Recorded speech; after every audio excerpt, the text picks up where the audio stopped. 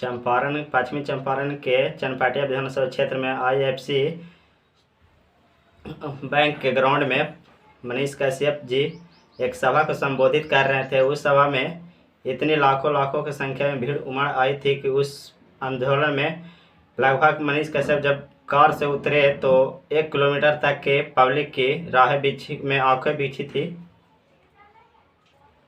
इस भीड़ को देखकर बड़े बड़े राजनेताओं को होश उड़ गया है और बहुत सारे राजनेताओं गए हैं कि इस भीड़ को देखकर मनीष कश्यप की भीड़ जब 1 किलोमीटर तक खाली पब्लिक दिख रही थी तो इस सब देख को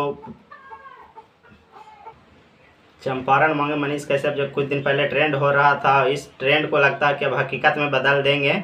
चंपारण के लोग इतना मनीष कश्यप को चाह रहे हैं कि अब मनीष कश्यप में लगते हैं निर्दलीय ही भारी बहुमत से जीतेंगे। इस भीड़ को देख कर आप लोग अंदाज़ा नहीं लगा सकते हैं कि जितना भीड़, इतना हेलीकॉप्टर से बड़े बड़े राजनेता भी उतरते थे इतना भीड़ लगता होगा। जो कि एक गरीब का बेटा, पिछड़ा का बेटा, इतने के देखने के लिए इतना सारे भीड़ इकट्ठा हुआ था।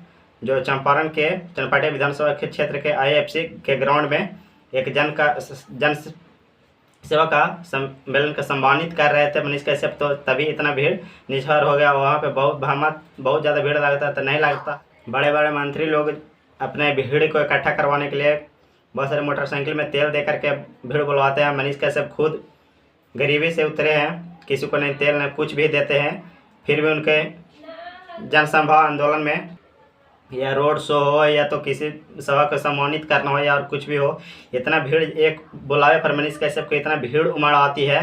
देख करके बड़े बड़े राजनेताओं को होश उड़ जाता है ताकि मनीष कश्यप को, हालांकि कुछ दिन एक ट्विटर पर अपने ट्वीट भी किए थे फेसबुक पे कि हमें चुनाव लड़ने के रोकने से कुछ धमकी मिल रहा है, जो रोका जा रहा है मुझे चुनाव लड़ने से।